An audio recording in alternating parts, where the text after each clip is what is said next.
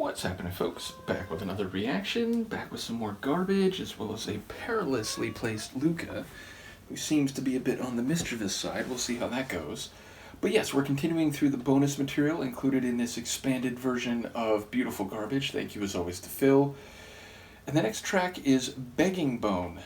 It feels like an expression or a phrase that I may have seen somewhere before, but I can't recall where, and I don't have any insight on what it may mean. Obviously, the two words independently are more or less straight away, but yeah, if this is a figure of speech, I'm not familiar enough to have a sense of what this may mean, so I will try to catch what I can on a first listen. Are you coming up? Maybe. Well, what do you... I apologize for the delay. Are you coming? She is. Okay. I encourage you to go to the chair. I think that would be best for everyone. Nope, it's the lap. Well, this is Garbage. The song is Begging Bone, and it's one of the tunes included in the 2021 remasters / extended edition, or deluxe edition, sorry, by Garbage.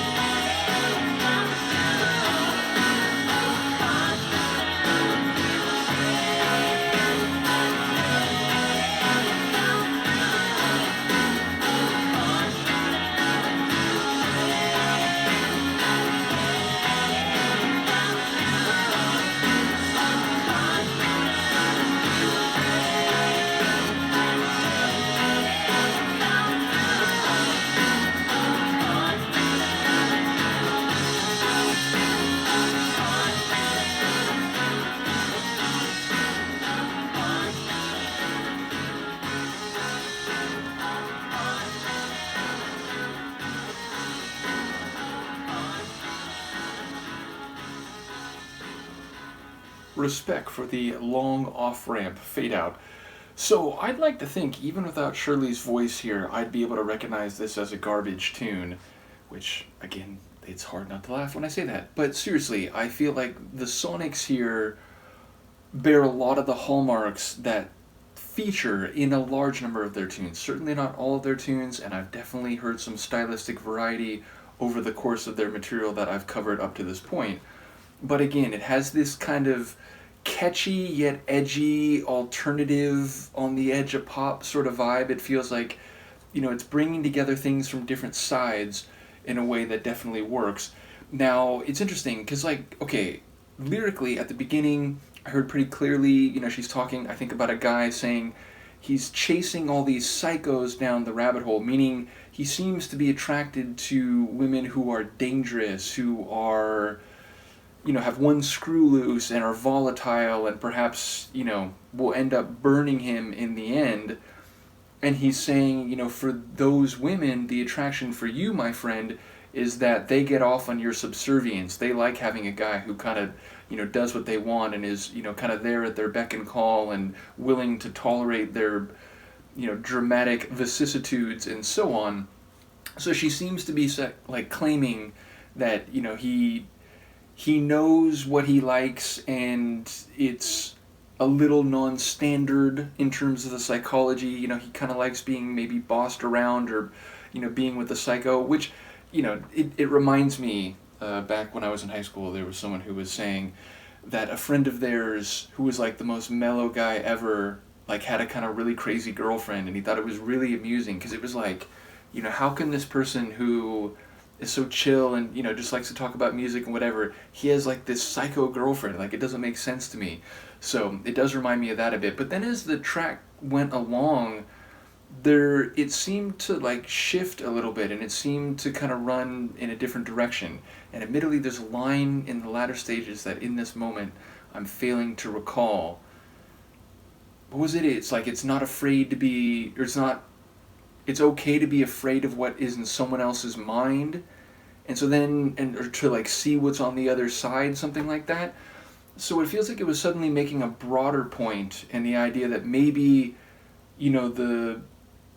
the allure is because wow, they think and act and feel very differently than me, and maybe that's part of the attraction, and the idea of being interested in someone precisely because they're very much your opposite, which does remind me of a very funny line in one of my favorite J-dramas, Notame Cantabile, where she's a pianist, the main character, and she wants to try playing this composer's piece, and she's never learned anything about this composer, never played anything by him before, and she wants to use this piece for a competition, and her quasi-boyfriend is like, why would you do that? Why would you, or no, it's her teacher, that's right, it's her instructor, and he's like, wait, I don't get it, why wouldn't you choose a piece that you know much better? Why do you want to play a piece that you're not familiar with for a competition? And she's like, well, it's kind of like dating a type of guy that you've never dated before. It's a little bit dangerous, a little bit exciting. And he's like, you idiot, what are you talking about? It's like trying to date a guy you've never dated before, or a type of guy. So it feels like maybe that is kind of the sentiment that was in the back half of the tune. So yeah, I'm not sure if I'm reading either halves of that right. I'm more confident in the opening lines than I am in the later lines, but it did seem like there was a bit of a level or focus shift.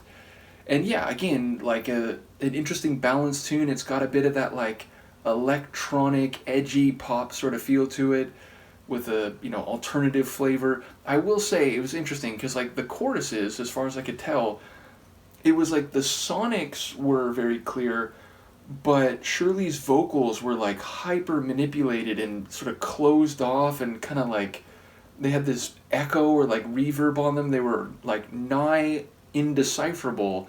And then at the very end, I think that same chorus or section of the song lyrically, the sonics got a bit echoed and turned inside out, and her voice was clear. It was like they did the opposite sonically, they reversed the sonic dynamic in the end of the track as it had been earlier, or relative to earlier in the tune. So I was very interested in the production and the chronology of the track. So yeah, another cool one. I do wonder, is this a B-side? Is this a non-album single? I am very curious as we go through these bonus tunes, and there are still several to go. So, from Luca, who is now tranquil, no longer mischievous, no longer chasing the psychos down the rabbit holes, she and I will see you next time. Peace.